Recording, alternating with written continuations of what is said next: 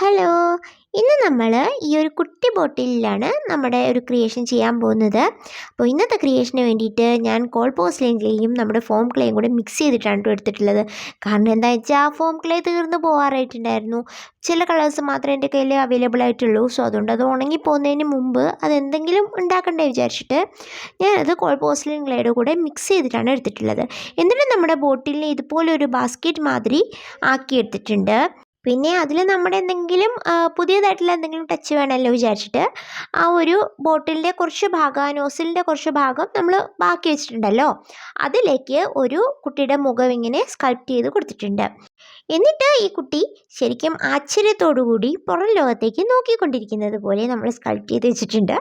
എന്നിട്ട് ഫേസൊക്കെ നമ്മൾ പെയിൻറ്റ് ചെയ്ത് കൊടുക്കുകയാണ്. അതിന് വേണ്ടിയിട്ട് സാധാരണ നമ്മൾ അക്രിലിക് പെയിൻറ്റ് തന്നെയാണ് കേട്ടോ യൂസ് ചെയ്യാറ്. അങ്ങനെ ഫേസൊക്കെ വരച്ചു കൊടുത്തിട്ടുണ്ട്. പിന്നെ ഇതിൽ കണ്ണ് ഉണ്ടാക്കാനുള്ള ഒരു എളുപ്പ വഴി ഞാൻ കാണിച്ചിട്ടുണ്ട്. നിങ്ങൾക്ക് മനസ്സിലായെന്ന് വിചാരിക്കുന്നു. ഈസി ആയിട്ട് ആ കണ്ണിൻ്റെ ഷേപ്പ് കിട്ടാൻ വേണ്ടിയിട്ടുള്ള മാർഗ്ഗമാണ് കേട്ടോ, ഒരു കാർട്ടൂണിഷ് ഫേസിനൊക്കെ വേണ്ടിയിട്ട്. പിന്നെ ഞാൻ വിചാരിച്ചു ബാസ്ക്കറ്റിൽ കുറച്ച് ഫ്ലവേഴ്സും കുറച്ച് ലീവ്സും കൂടി ഇരുന്നോട്ടെ എന്ന്. ഇതൊരു ടിപ്പിക്കൽ പെർഫെക്ഷനിസ്റ്റ് ആയിട്ടുള്ള ഒരു ഫ്ലവർ വാസിൻ്റെ ഡിസൈനൊന്നും അല്ല കേട്ടോ.